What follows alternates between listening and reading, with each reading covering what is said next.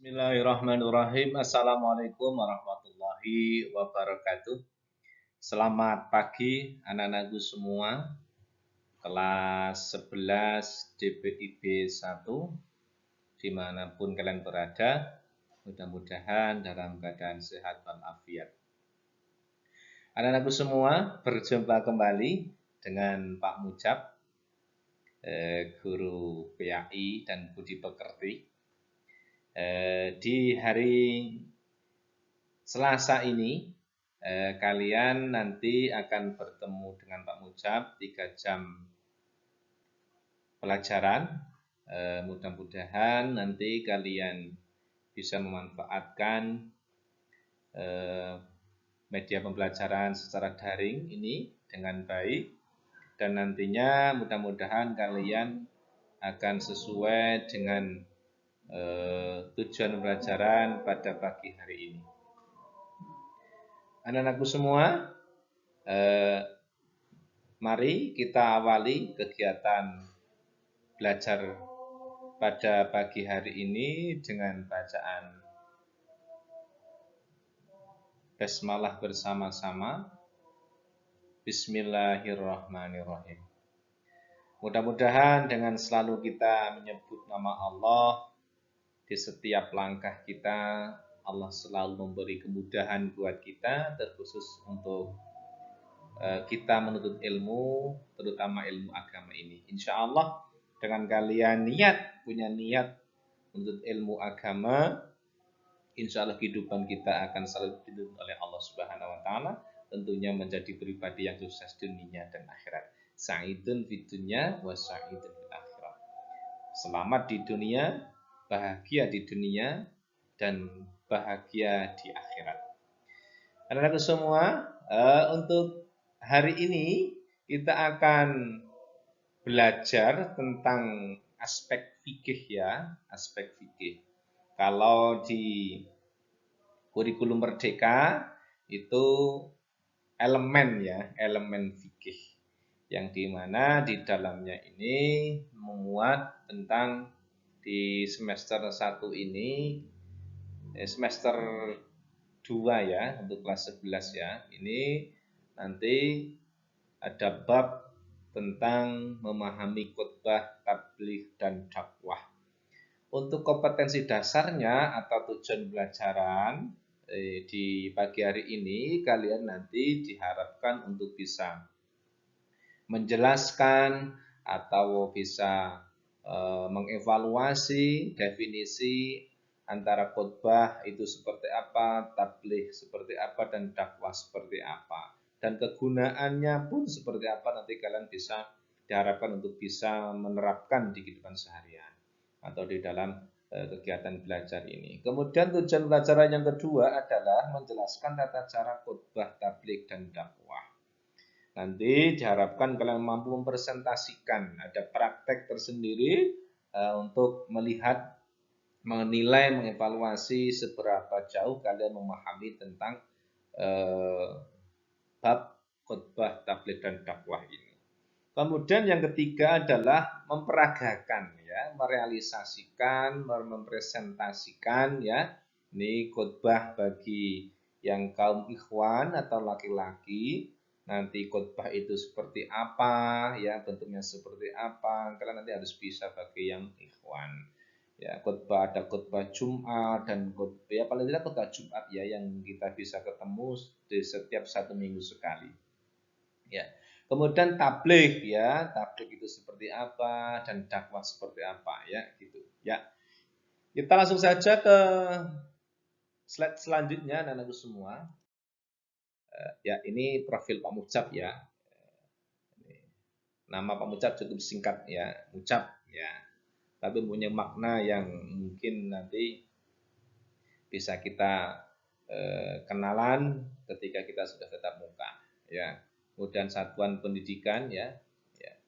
Pak Mujab mengajarnya di SMK 2 ya, hanya di SMK 2 tercinta ya. Oke. Ya. Untuk mengawali kegiatan pembelajaran elemen fikih atau bab fikih ini, Mari kita baca ya. Kita baca ayat yang di dalamnya ini menerangkan tentang keutamaan khotbah, tabligh dan dakwah ya. Kita baca yang surat Al-Imran dan An-Nahl saja ya. Bismillahirrahmanirrahim. ولتكن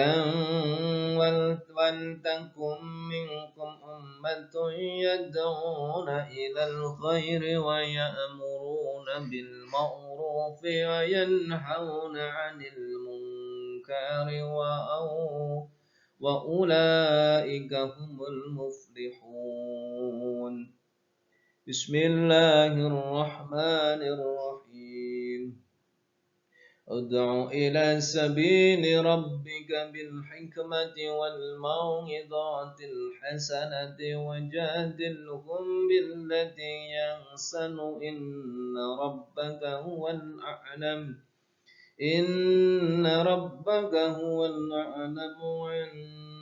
بمن ضل عن سبيله وهو أعلم بالمهتدين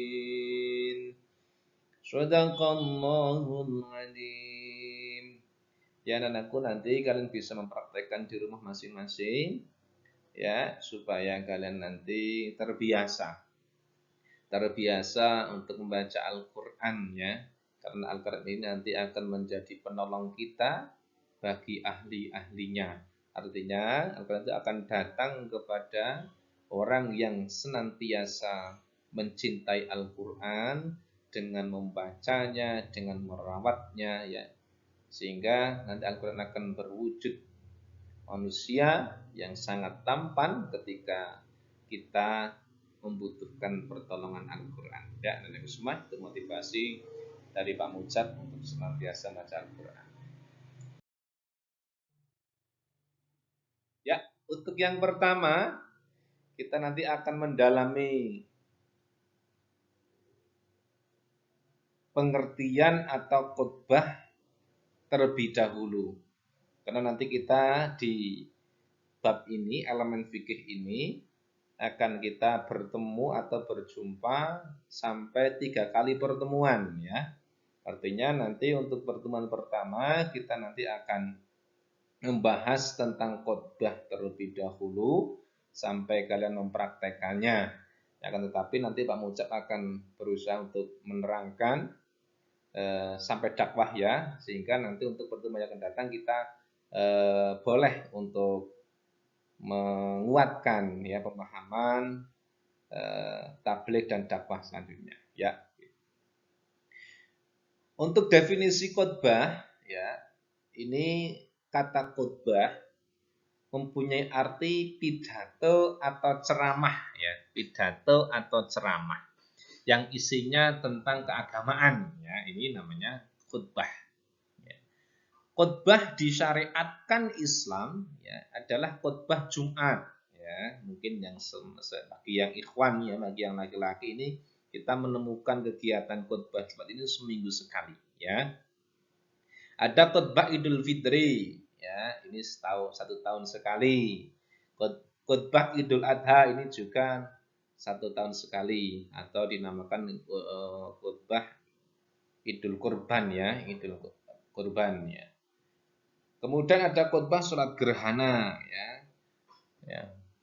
Khutbah bulan, gerhana bulan ya, khusuf ya. Dan gerhana matahari, khusuf ya. Khutbah pada salat minta hujan atau istisqa ya. Khutbah nikah, ini nanti kalian akan menemukan, menjumpai masing-masing dari kalian ini ada khutbah nikah ya. Dan khutbah tatkala wukuf di Arafah ya. Ini ada khutbahnya. Kemudian untuk khutbah salat 2 hari raya ya, salat istisqa pada dasarnya sama dengan khutbah Jumat ya, ini sama.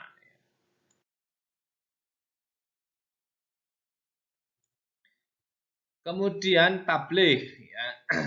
Oh ya, ini kita langkai dulu ya. Kita lebih ke khutbah dulu. Khutbah dulu ya. Langsung ke rukunnya dulu ya. Ini dakwah.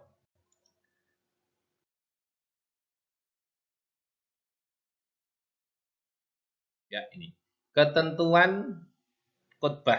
Ya, kita bahas tentang khutbah Jumat. Ya, syarat menjadi khatib. Ya, ini jadi orang yang melaksanakan khutbah Jumat itu dinamakan sebagai khatib. Ya, khatib. Syarat menjadi khatib ini tidak sembarangan anak-anakku semua. Jadi ada kriteria yang harus dimiliki oleh seorang khatib. Ya. Yang pertama adalah memenuhi ajaran Islam.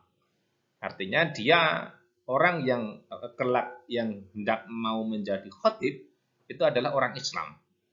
Tidak boleh non-muslim kemudian menjadi khatib Jumat. Ya, jamaahnya muslim semua tapi yang menjadi khatib ini non muslim, tidak boleh ini anak semua. Ya. Yang kedua, mengetahui syarat rukun dan sunnah-sunnahnya. Ya. Jadi tahu syarat menjadi khatib itu apa, rukun-rukunnya itu apa, sunnah-sunnahnya ketika menjadi khatib khutbah Jumat itu seperti apa harus tahu semua. Ya. Yang ketiga, dapat membaca hamdalah, syahadat, sholawat, Al-Quran, dan hadis dengan baik dan benar. Sanggup jelas dan mudah dipahami ketika berbicara. Ya.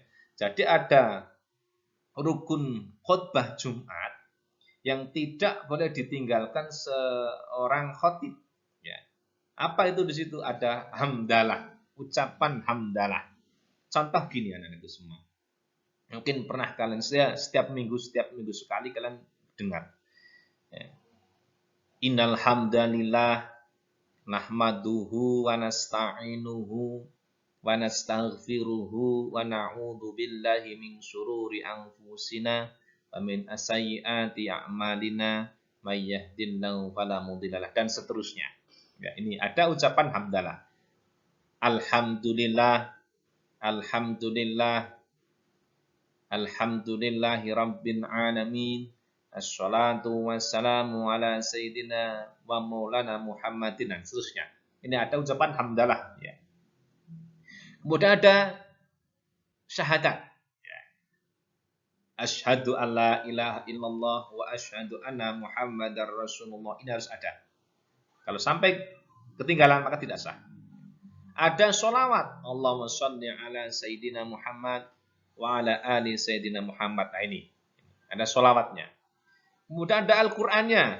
Ittaqullaha haqqa tuqatih wa la tamutunna illa wa antum muslimun dan seterusnya. Ini. Ya. Sanggup dibaca secara jelas dan mudah dipahami ketika berbicara di hadapan para jamaah. Gitu ya. Ini. Yang ketiga, orang yang sudah balik. Ya. Orang yang sudah balik, ya. Artinya balik itu adalah surat. Orang yang sudah balik, artinya orang balik ini adalah orang yang sudah bisa membedakan mana yang baik dan mana yang tidak baik. Ini balik, ya. Kemudian yang selanjutnya adalah orang yang dipandang terhormat. Artinya orang ini adalah orang yang mempunyai ilmu. Bukan karena kekayaannya kemudian dipandang hormat, tidak. Tapi dipandang terhormat karena ilmunya. Nah, ini adalah semua ya. Ini ketentuan khutbah cuma yang harus kalian ketahui.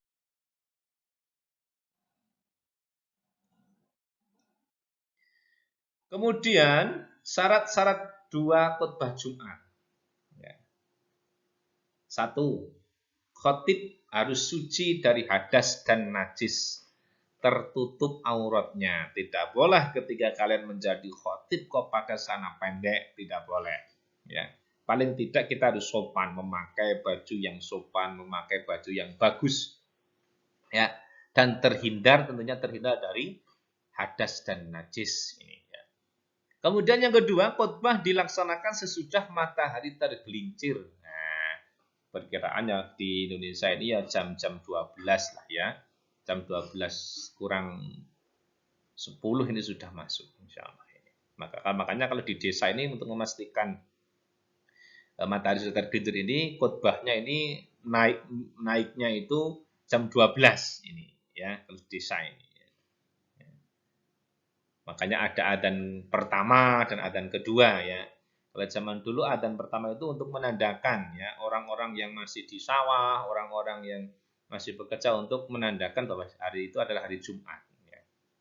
Tapi kalau ulama-ulama salaf sampai di desa ini sekarang masih menggunakan, kebanyakan masih menggunakan adzan dua ya, adzan dua. Oke. Kemudian ketika khutbah, khatib berdiri jika mampu, ya diutamakan berdiri. Ya, ini ya, diutamakan berdiri sempurna ya. Khutbah diucapkan dengan suara keras, harus keras ya, biar ketika suara keras itu nanti jamaah tidak tidur. Makanya ada sunnah ketika menjadi khatib Jumat itu adalah harus mengetahui kondisi jamaah.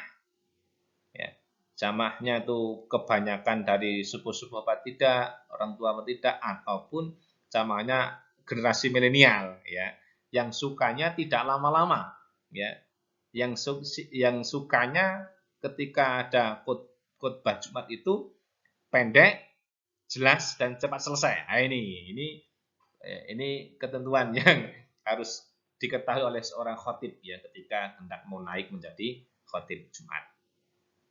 Tertib dalam rukun-rukunnya maupun antara khutbah pertama dan kedua harus tahu ya, harus tertib rukun-rukunnya ya. Tidak boleh tertinggalkan ya. Nih. Kemudian rukun khutbah. Membaca hamdalah, membaca syahadatain, membaca sholawat Nabi, berwasiat takwa, membaca Al-Quran dan berdoa pada khutbah kedua. Ini tadi Pak Mucap sudah contohkan ya. Ini rukun, artinya tidak boleh ditinggalkan oleh seorang khatib ketika menjadi khatib khutbah Jumat.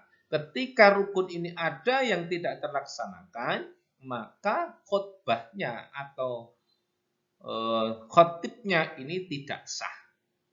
Makanya harus diperhatikan ketika menjadi khatib Jumat ya. Khutbah Jumat ya. Alhamdulillahi rabbil alamin. Nahmaduhu wa nasta'inuhu wa nastaghfiruh dan seterusnya dan lain banyak sekali, yang penting ada ucapan hamdalahnya ya. Syahadatain jangan sampai lupa ya. Membaca dua kalimat syahadatain, asyhadu alla ilaha illallah wa asyhadu anna muhammadar rasulullah, ini harus ada ini. Kemudian membaca sholawat atas Nabi ya, Allahumma sholli ala sayyidina Muhammad wa ala ali sayyidina Muhammad. Kemudian berwasiat takwa kepada Allah, kepada jamaah ya. Takwa kepada Allah, kepada jamaah ya, harus diingatkan. Maksudnya seperti apa? Ittaqullah haqqa tuqatih wa la tamutunna illa wa antum muslimun. Hai orang-orang yang beriman, bertakwalah kepada Allah, yakni dengan menjalankan segala perintah-perintahnya dan menjauhi segala larangan-larangan. Ini wasiatnya, wasiat takwa kepada jamaah. Membaca ayat Al-Quran pada salah satu dari dua khutbah ya. Ini biasanya khatib ini membacakan ya,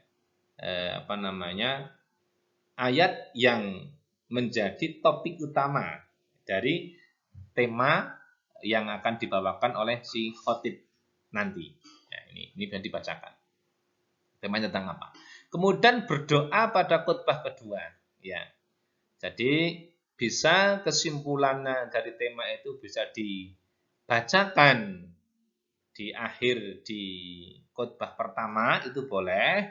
Kemudian juga boleh dibacakan kesimpulan dari tema khutbah pada hari itu di khutbah kedua. Itu boleh. Kemudian dilanjutkan oleh dilanjutkan dengan khutbah kedua dengan doa. Doa. Ya, ini doa bersama. Ya. Kemudian sunnah khutbah Jumat. Ini juga harus kalian perhatikan ini ya, supaya nanti kalian tahu ya. Ibarat orang makan ya, kalau wajibnya itu makan nasi ya, tapi kalau tidak dengan sayur dengan lauk pauk maka tidak dapat sunnahnya.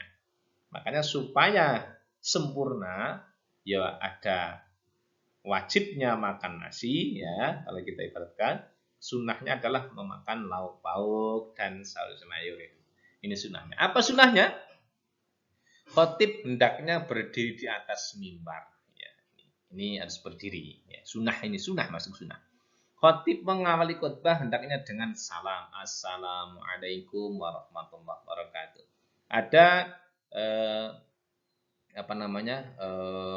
perbedaan pendapat ya. Kalau dari saudara-saudara kita ada yang khotibnya itu salam langsung memulai khutbahnya ada. Tapi ada salah satu di antara dari saudara kita ini ada yang adzan 2 kali, makanya salam dulu baru mengumandangkan Bilal Jumat mengumandangkan adzan kedua. Sama saja, sah semua. Ya, nah semua.